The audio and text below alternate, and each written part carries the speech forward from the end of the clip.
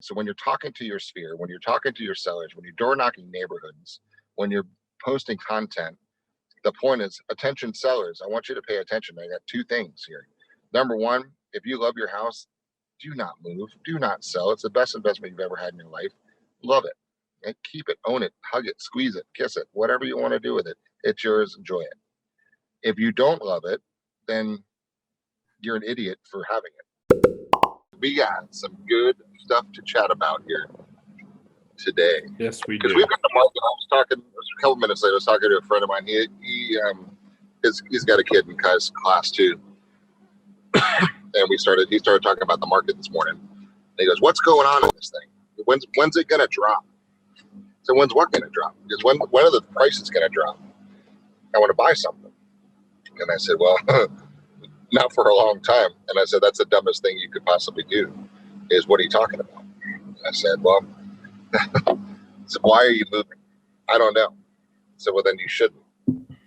It's an interesting time. Everybody's talking about real estate, guys, right now, and people are going to talk about it. But this is the problem. Okay? From my opinion, I'll start out with what I think the problem is. Too many people are talking about real estate. They don't need to do real estate, and what they're doing is wasting your time because they're talking about real estate and they're not doing real estate. And you think you may have a deal, but you don't because they're talking and not doing, right? So it goes back to, I was talking with an agent strongly last week over here, and I said, you're gonna be broke, and your whole career is destroyed because you're wasting time. You're not being a professional. You're not realizing what's going on right now in this marketplace. And everybody's talking about real estate because real estate's fun. Real estate is exciting. Real estate is crazy. It's mystifying. It's weird. Right? It's voyeuristic. There's something very interesting. You're just staring inside people's houses. I don't know what people like about it, but it's intriguing that people like to talk about real estate. But most people don't need to buy or sell real estate, and they're going to suck your life up. Right? So let's talk about that for a second. I love when you guys talk with us and you say, "Okay, I'm working with a buyer." Okay, are you? Well, yeah. Are you sure? Well, what do you mean? Do they have to buy a house? And I love when I get the pause there. So do they have to buy a house?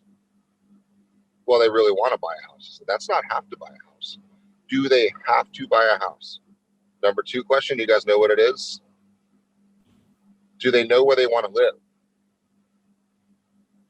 Like really know where they live. Not between Orlando and Tampa and Nashville. Like, do you know where you want to live? And then do you have a time frame in which you need to be living in that? 3 simple questions. That's it. Do you have to buy?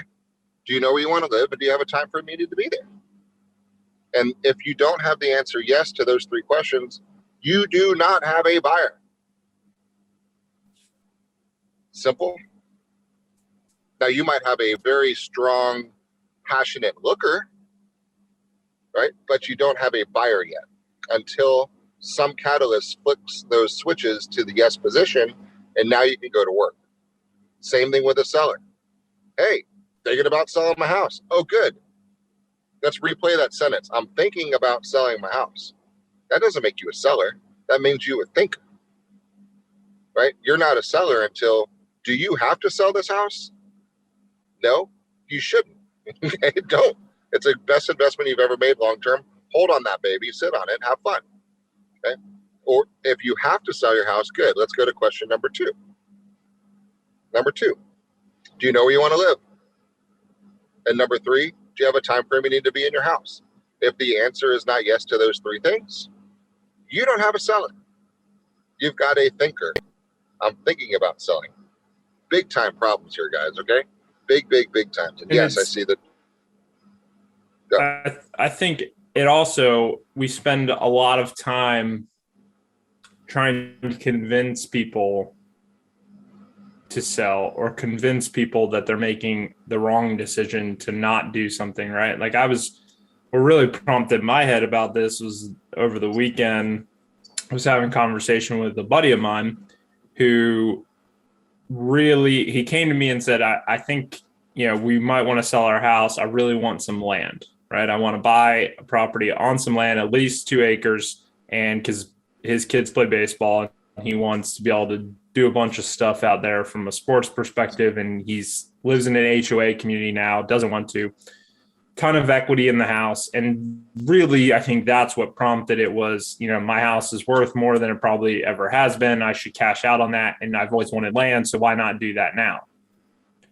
But we had a real conversation about, great, well, where you want to be, because he does. He knows kind of what he wants. But does he have a time frame to be there, and does he have to do it? And the answer to those two questions is no. So immediately I know, okay, he's not all the way there yet, right? We're half cooked. And then we start talking about, we do literally got him on Zoom. We do a quick scan through, pull up a few properties. There's only about where he wants to be. There's 5 properties on the market. One is $3 million, which is out of his price range. And then the other 4 are good, 3 of which are nice, and one's not very nice that they're just trying to cash in themselves on the market being where it's at. And his conversation circled back to, yeah, I really like those 3, but you know what? Maybe I shouldn't sell. I don't want to buy at the height of the market. I said, yeah, but we always have to think about this, right? You're also selling at the height of the market. And so everything is relative, everything. So the question really isn't about the price that you're paying or anything else. It's, do I really want to be at this other? I'm going to interrupt you. Yep. I'm going to interrupt real quick because I got to stop words that are alarming. Height of the market. Can we please knock this out of our vocabulary? Because is this the height of the market? I don't know unless you're Nostradamus, right? You're not the person that knows whether this is the height of the market. I know that this is the market.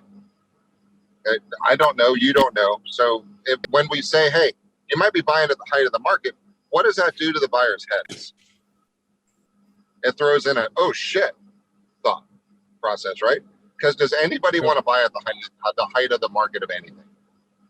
Do not, right? So, and I know that it's us girls talking right now, but I want you guys to be very cognizant about saying that, because you're just buying at market, right? It might not be a market you like to be buying in, but it's market. It's not the height of the market, it's market, right? You want to go buy Amazon today? You want to go buy Tesla today? Probably a good time to buy it, by the way, after last week. But it's market. It's not height, low. It's the scary part, though, is those were not my words. Those are his. And those are words that we're constantly hearing from potential buyers and sellers. They're the ones using that term, right? So my counter to that is, let's pretend you're correct. Let's pretend 1 second, you're somehow predicting that this is truly the height of the market. That also means, though, that you're selling your house at the height of the market, right? So you're getting more for your house, because if the prices come down on the house you're going to buy, then that means very likely your house is also coming down in the price that someone else is willing to pay for it. Everything is balanced. The real question is, how bad do you really want this other property? Do you really want to be on 2 acres? Is that going to improve your lifestyle? Is that really where you want to be? And if it is, then is it worth it now to be able to roll in that equity, have the same or lower payment on a property in a house that you really, really love and is fitting your lifestyle better than the property you're in now? And if the answer to that is no, then he shouldn't sell. If the answer to that is yes, then it's not about price. And it's not about anything other than, can I get the payment where I want to be on the house and land that I want? And if the answer to that is yes, then we have something we should really talk about, right? And so I think that's the biggest thing. And so there's a lot of that going around, but I think that was kind of the point today of really diving into the fact that we've got to be pushing the story that it is all about payment and not price. People get wrapped up on price. It is not about price for most people. Now, if you're dealing with a cash buyer, it's a little different.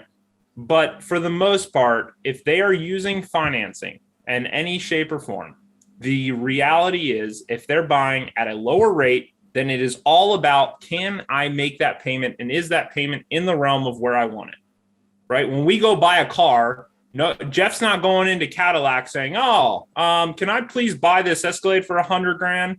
No, he's going in saying, hey, what's that payment going to be? And does that work in my head compared to where I want to be on a monthly basis? Sure. Great. Then it doesn't matter. The car could be $1 million, but as long as it's in the realm of where he wants it to be, that's how we operate as human beings, right? So why do we not sell and push real estate in that same way? And so I think that's the conversation that really has got to be had right now is it's got to push this.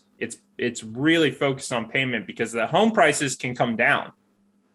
Tomorrow, home prices could come down, but if rates skyrocket to 5.5%, 6%, that 50 grand price drop's not going to matter because they're paying more for the house, right?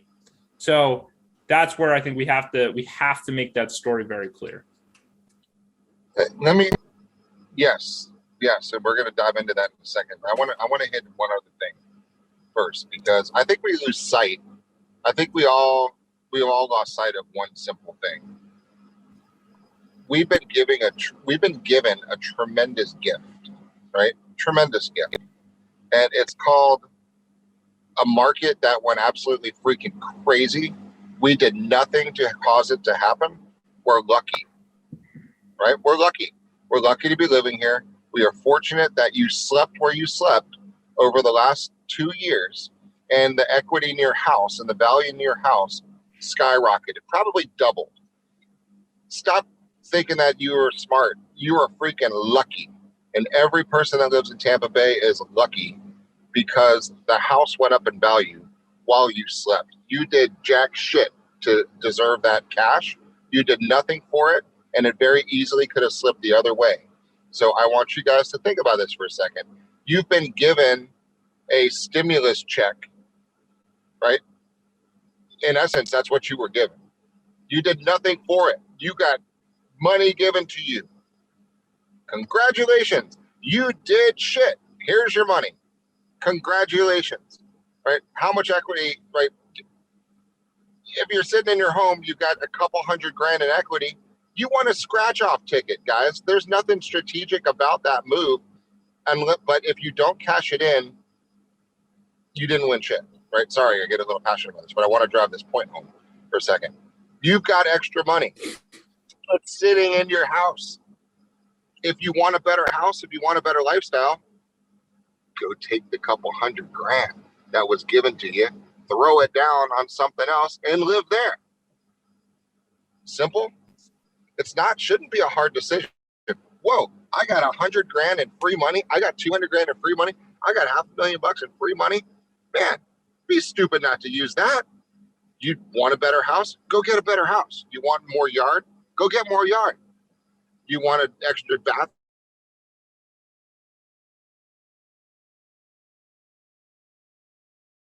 You froze. Unless it's just going to be a higher price, but you're getting it down, right? So anyway, I want to remind people what equity really is, and it's luck. But if we don't convert it, it does us nothing. So sellers who are thinking about selling, sometimes you need to talk to them about this and say, guys, what are you doing? But I think it comes down, it all circles back to intent, right? What do I really want to be the end result? Because the deal we're putting together right now on that condo, the price never was an issue. It never came up. Why? Because it was a math equation for them. Their intent was to use it to make money. And so then it just became a matter of, I don't care what the price is. I care about what is that payment going to be and what is it going to rent for? And can I make money on that, right? They went into it with that intent. That was it. And as long as the numbers equated to, yes, I can cover the payment and make a little bit of money on this investment, cool, then I'm good, right? The price is irrelevant. It doesn't matter. And that, honestly, if we took that approach with everything, even if it's a home we're going to live in, does the home give me things that I really, really want that I don't have now? And can I get that within the payment that makes sense for me? Yes, I can. Great. Then it's a smart investment because my intent of what I really want to have happen is aligning with what I can have happen, and therefore it's a good deal. The price is irrelevant. But for some reason, we get caught up, and I don't understand it because it's so illogical. The reality is, I don't know if you can see this. So I just find this funny. Everything is relative, right? So this is a home that Johnny Knight, who's an agent in West Virginia, he's selling right now. Okay. That house, beautiful, sitting on 1.5 acres, 4 bedrooms, 3,200 square feet, 1.5 acres of private land. What would that sell for in Florida? Depends on where. A lot. Here it would be $760 a foot. So $2.4 million. Yeah. There, it's $549,000. Yeah. Okay. Now, for people in West Virginia, that house probably was $450 last year or the year prior, right? So they're sitting there going, holy shit, $550,000 for that house. Oh my God. We're sitting there going, dude, that's a deal. You know, 1.5 acres of land, 3,200 square feet, beautiful house for $550,000. All right. Everything is relative. In the same way that people come over from California, they move down from New York, they come from DC, and they're like, holy shit, I can rent something or I can buy something here on the water for $1 million. Are you kidding me? It's all relative. But for some reason, we forget that. We're all like, well, 3 years ago it was cheaper. Yeah. And 10 years ago it was cheaper than that. And 15 years ago it was cheaper than that.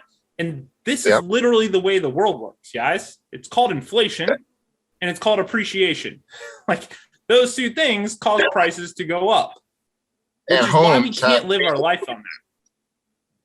Yeah, but we need to throw some data behind that too, right? So home values have outpaced inflation since they started tracking it in the 70s, right? Home appreciation and homes have always beat inflation no matter what. That's why one of the reasons why you have such an influx of cash into real estate right now is real estate is one of the best hedges against inflation you can get, especially cash flowing real estate that'll pay for itself, right? So that's when we've got to get passionate with our buyers and sellers. First of all, to find out, are you really a seller? Now, I can take a thinker who wants to be a seller and push them into becoming a seller by throwing data and passion into a conversation, right? I mean, I could say, look, the points I drove home earlier, guys, you've got free money that was just given to you. Stop thinking that it's like needs to be protected. You got a gift. Roll it into something, or else you're really stupid. If you're not happy and thrilled to death with where you're living right now, then you're an idiot. I'm sorry. It's if the house that you have is lacking something and you're not doing something about it and moving to something else, then you're a moron. I'm sorry to not sugarcoat that, but you have free equity that was given to you that you can roll into the one that you want and probably have the same payment that you have now. That's dumb to not do this, guys. And how do you get that message across to your sphere, to your client, to your farm? It's a true message, right? But the caveat there was if you have something that you want that's not in your current home, then go get it. Period. Oh, but there's nothing out on the market. You know what I am? I'm a ninja warrior house hunter, right? You tell me you want a 4-bedroom, 4-bath, 3-car garage, 2-story with a pool in Meadow Oaks. Talk to my lender. Let me make sure you can do it. And then I will rearrange my schedule and I will go get you that house. But I don't want to move twice. Don't worry about it. I got people that can handle that. You don't have to. Do you really want this? I am damn good at what I do. I will rearrange my schedule for you and I will get this if you're serious, right? But you need to commit to me and I'll commit to you. The market sucks. You can't just sit back on Zillow and wait for a home search alert to come up because it's gone already. That's not how this is working, right? You need me to go get you something and I will go get it if you're committed. Are you committed? And if you hem-ha and scratch your butt, next, because you're not my seller / buyer. Are you guys following this? Okay, this is the time to create massive wealth right now. Massive. I could by half an hour conversation with Courtney, Mike's wife, I could get their house on the market. Right? Contingent upon me finding something that they want or she wants better than that. In the same neighborhood, by the same kids, by everything else, they're the exact same thing. Okay, that's my point, guys. But do not be wasting time otherwise, right? You've got double-sided deals all over you right now if you want it, but you have to be strong, you have to be passionate, you have to pre-qualify, and you need to make people make a decision. And if they're not going to make a decision, they're not buyers and they're not sellers. So guess what you need to do? Prospect and find a buyer or a seller. That's the name of the game, guys. It's so perfect right now. It's so perfect. And I just wish, Craig,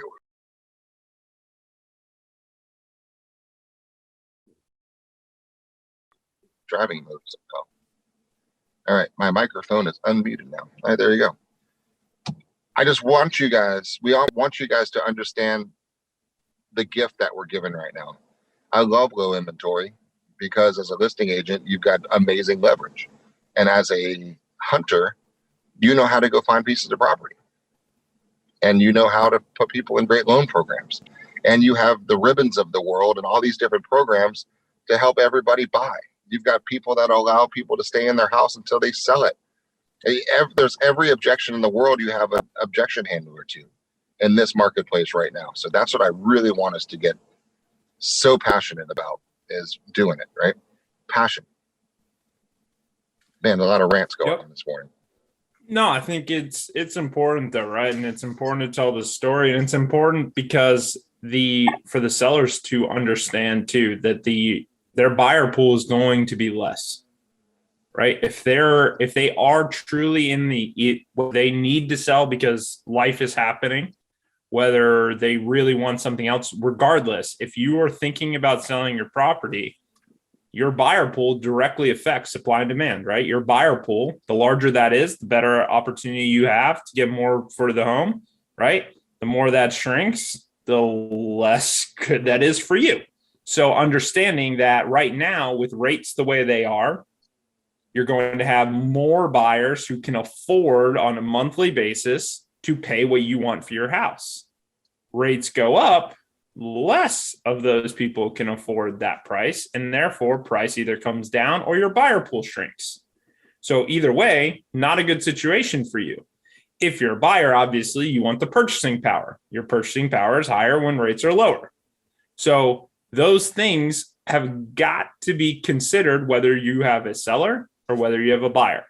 And so if you have a seller who is being reluctant or has priced extremely high, these are conversations that should be had in the near future with all of your potential buyers and sellers to make sure that they understand the dynamics of what's really driving the decisions.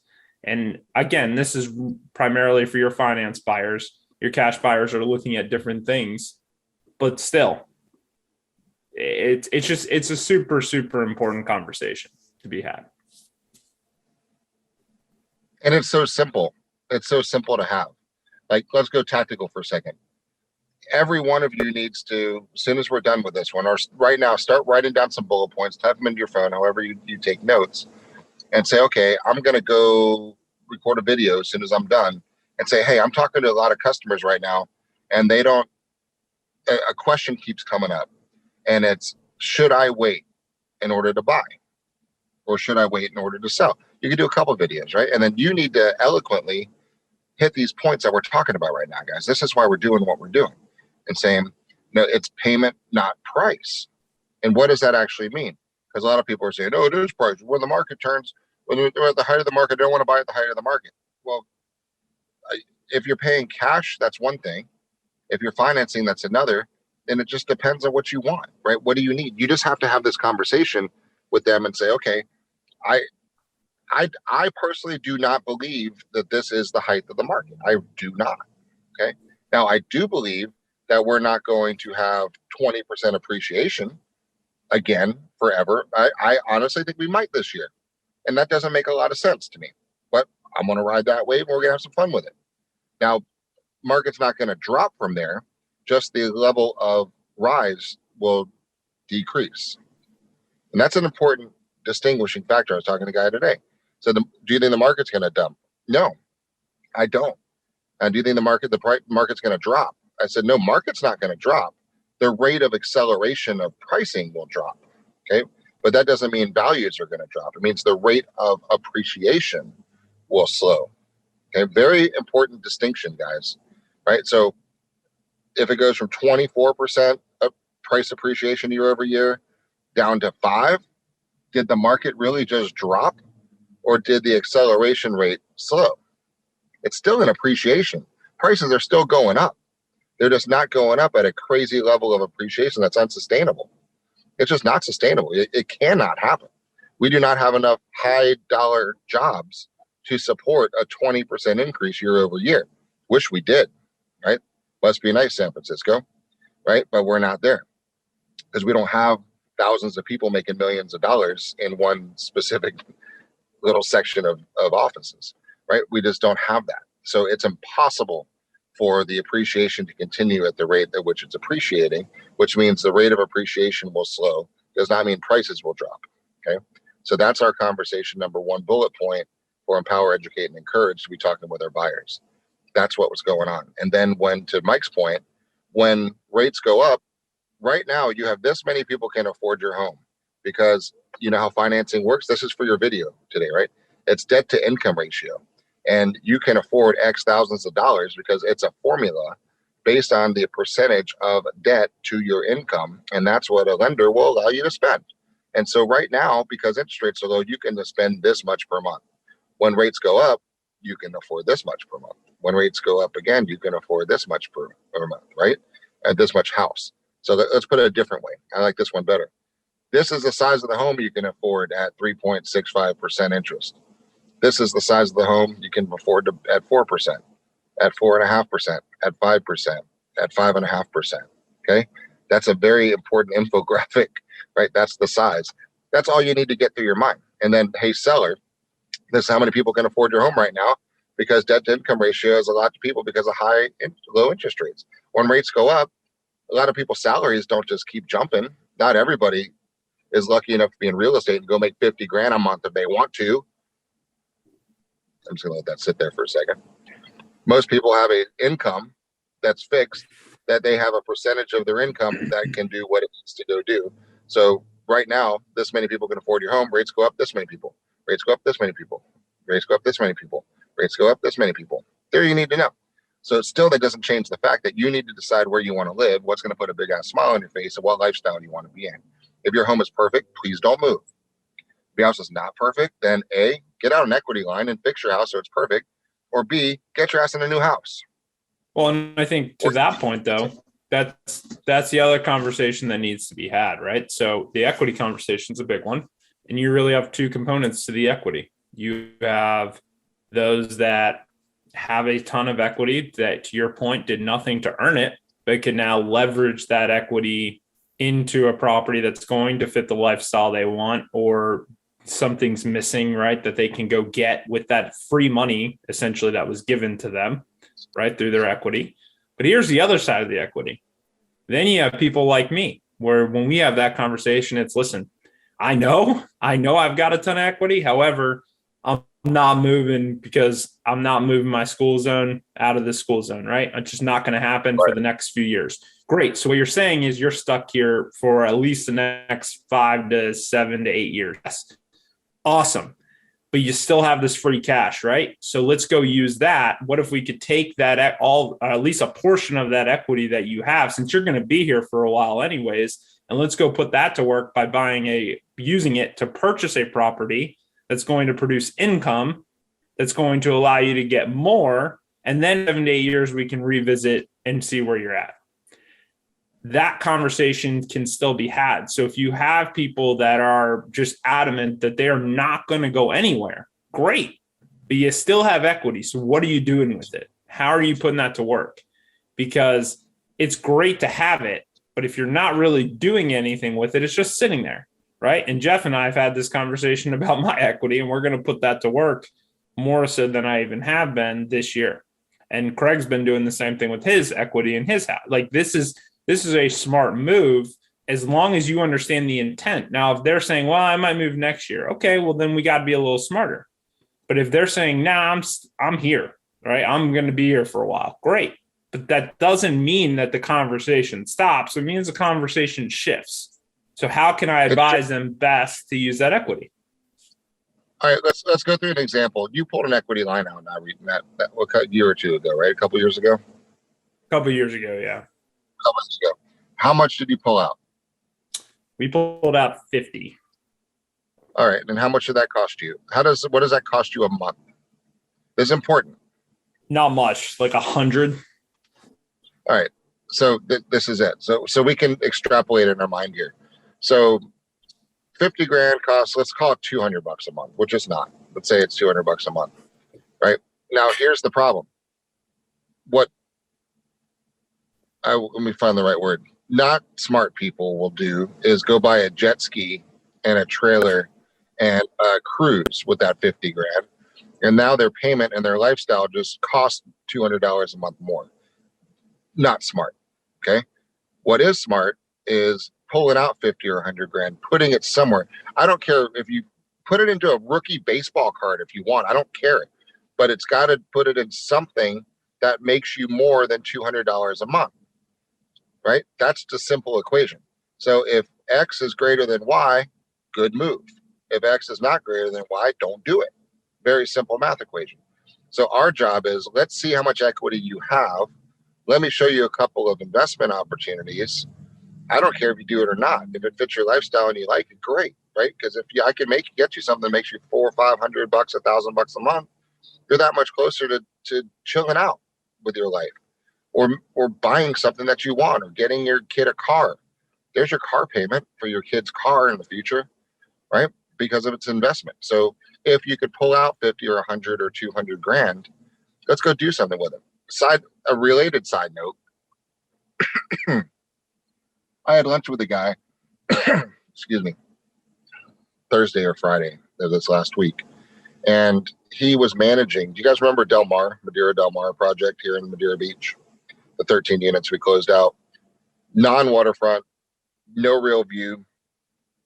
This isn't the highlight reel I put on the marketing brochure, by the way, but nothing special.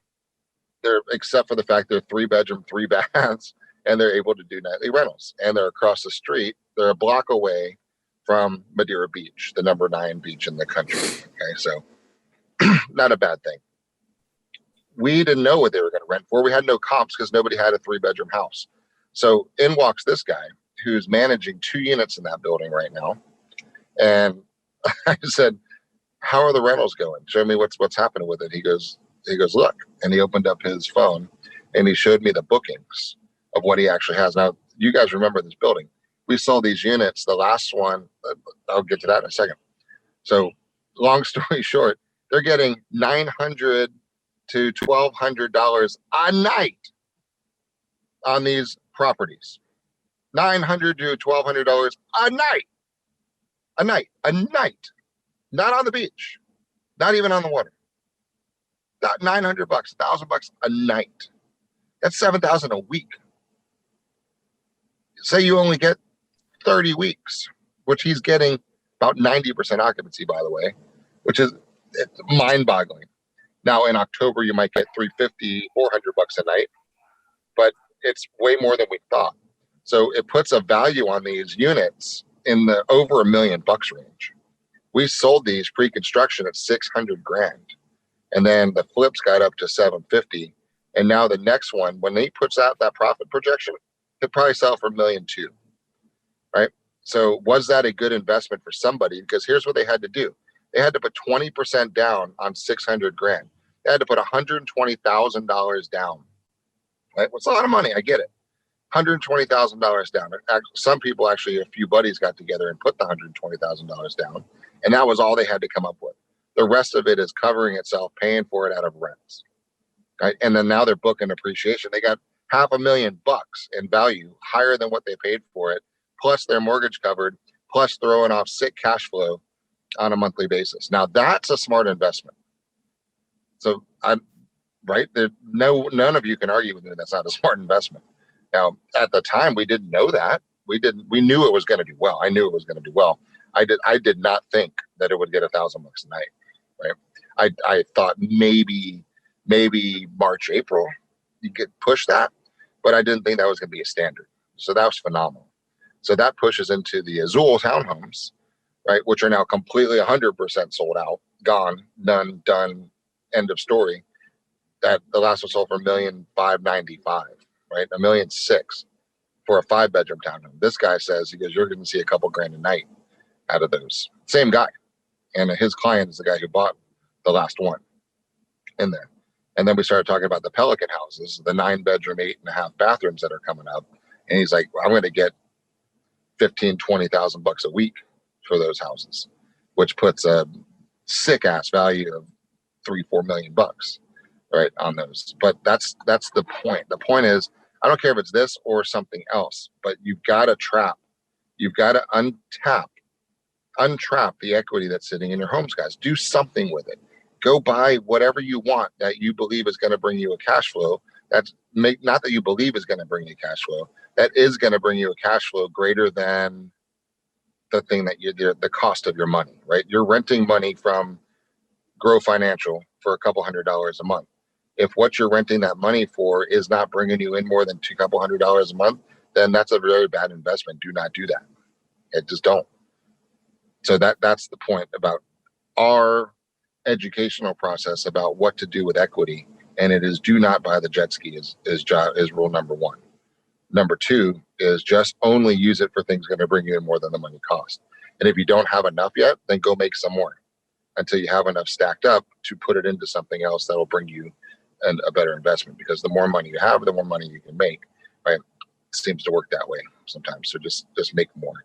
And unfortunately for us, we know how to make more, right? So that's the point. So when you're talking to your sphere, when you're talking to your sellers, when you're door knocking neighborhoods, when you're posting content, the point is, attention sellers, I want you to pay attention. I got 2 things here.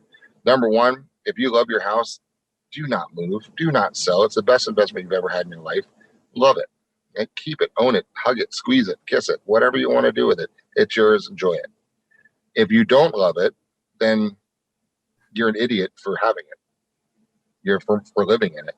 In this particular economic blip in time, it's idiotic to be living in a home you don't absolutely truly love, because you can afford to live where you really want to live, because you're sitting on equity that you didn't do anything for. So take that up, move it somewhere else, transfer your portability, all your homestead over, voila, you're in the house you should be living in and you're happy. There you go, end of story. And push that deal. And push it. But Jeff, I can't find anything I want. Where am I going to move? That's everyone's standard answer, right? I'd love to sell my house, but where the hell am I going to go? Smack. Don't start that conversation unless you want me to end it, because I'll have your ass moved living in a new house if you're serious, right? This is our job, guys. This is our job, is to help people. I'm not doing this for me. I'm doing this for you, and you're doing it for your neighbors and saying, get in a better house. You're going to thank me later, because let's say you're living in a $300,000 house now, and the house you love is a $500,000 house. All right. And let's say appreciation slows to 5% a year. Oh my gosh. The horror, right? Let's do math real question. 5% of 300,000 is how much? Craig can't wait to chime in. 15 grand. 5% of 500,000 is what?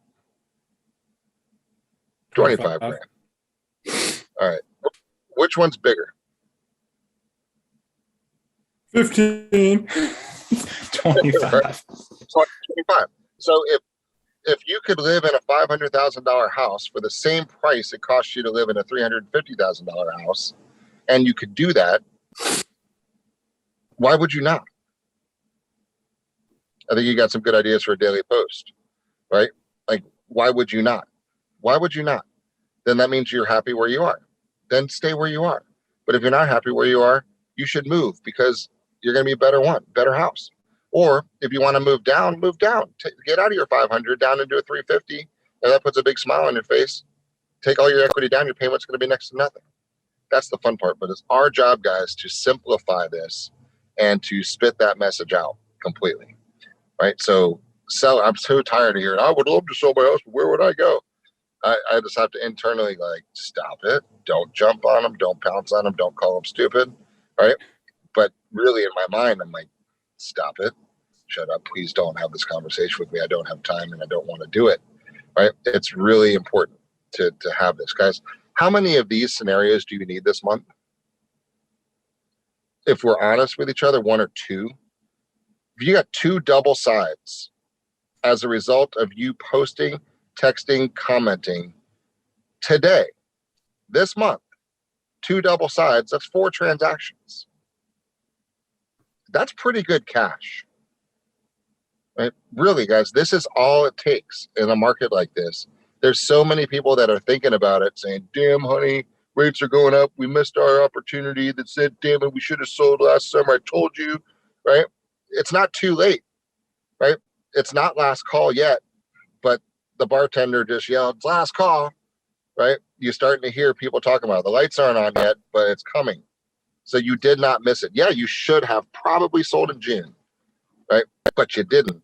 So the next best time to sell is today, because next June is going to be a whole different scenario than it is today in February, about February. So that's the issue that we have right now, guys, is getting this message out that it is not too late. This party is still on. It's starting to slow. What's going to slow the party? What did the Fed tell us last week? Party's coming to an end, guys. Just letting you know, we're going to be raising rates a few times this year. Just want to make sure everybody knows that. Hello, stock market. Hey, real estate guys, investors, big commercial guys that are thinking about putting hundreds of millions of dollars out. Just letting you know, we're going to be raising Fed rates. So the rate at which banks lend money to each other is going up. So the fallout of that is mortgage rates are pretty much going to follow. So I just letting you guys know, we're going to see several rate hikes this year.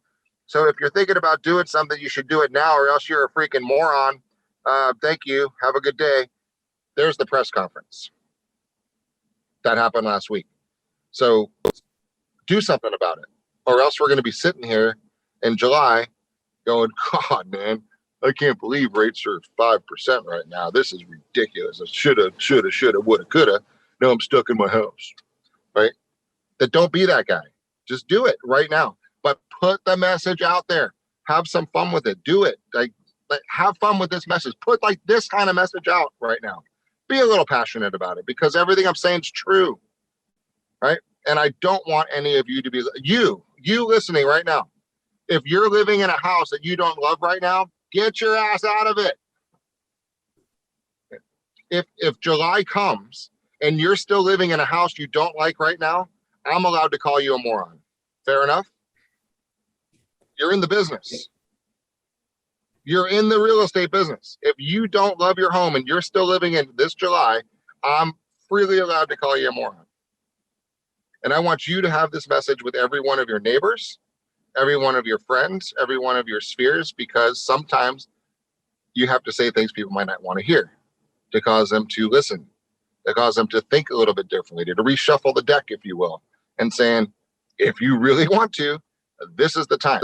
This party does not work when rates are 5.5%, right? This conversation doesn't work. You can't just move over, take your equity, lump it over with a low ass rate somewhere else, because A, you may not have the same equity, and B, I know you're not going to have the same rate, right? So that's why this is this fleeting moment in time that is huge wealth creator, especially if you're going to buy a rental property, because there's a big difference in cash flow when you're running projections on a 4% interest rate versus a 6.5% interest rate on a rental property. It changes the dynamics of the investment exponentially. It completely wipes many of the investments off the chart.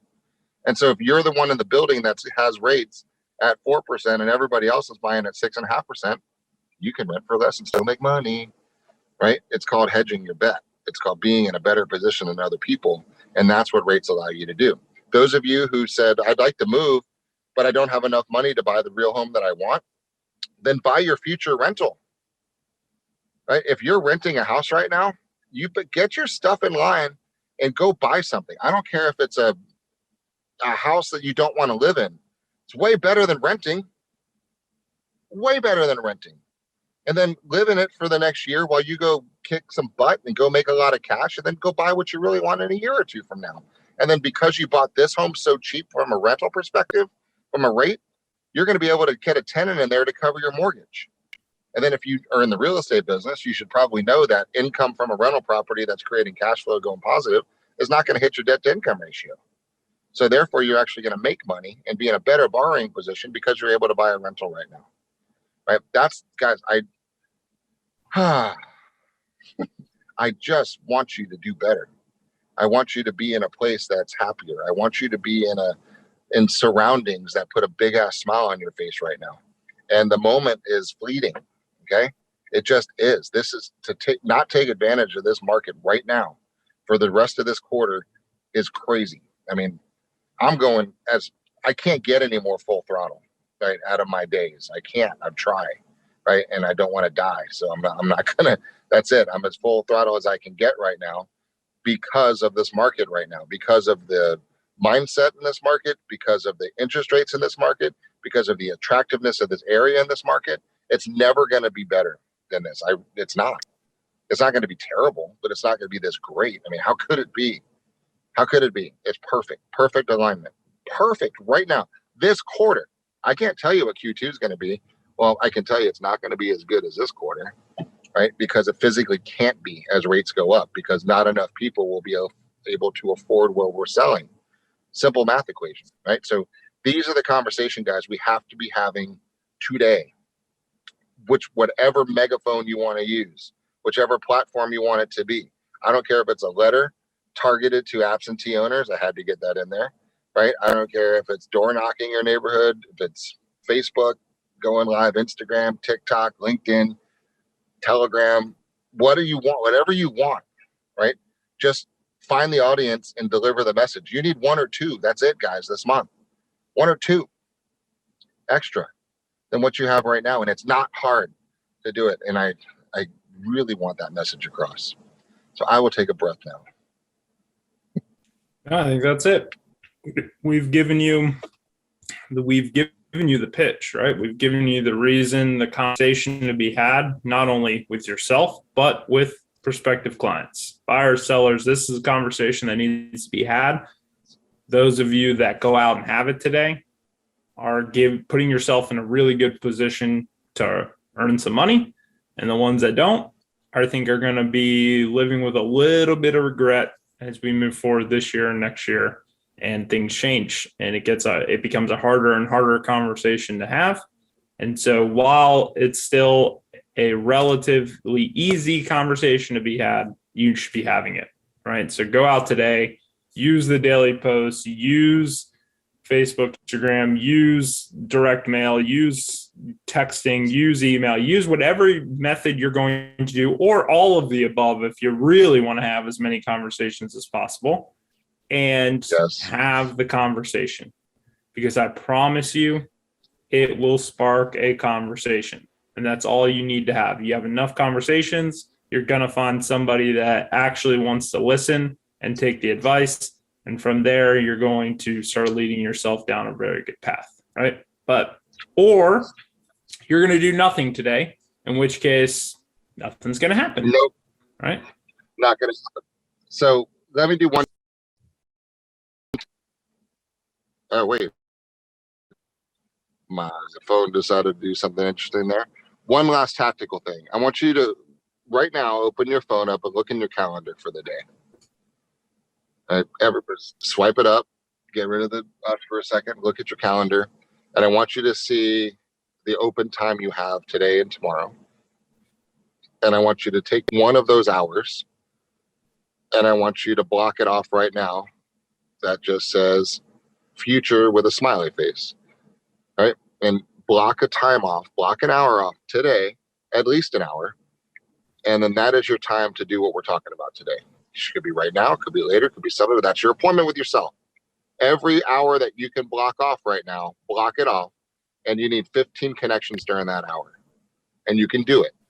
Scroll down, go texting Z to A to Z, whatever you want to do. Go into Facebook, go into Messenger, go hit you know what to do. That's not the point of this class, right? But you better be hitting 15 people per hour and have these connections. And if you have 6 hours open today, then do it for 6 hours. If you've got 4 hours open tomorrow, do it for 4 hours. If you're honest and you don't have anything going on today, then do it all day until your voice is gone and your fingers hurt, right? Because you'll be loaded up with cash in Q2 and you'll be able to take advantage of opportunities, guys. Do not let this pass.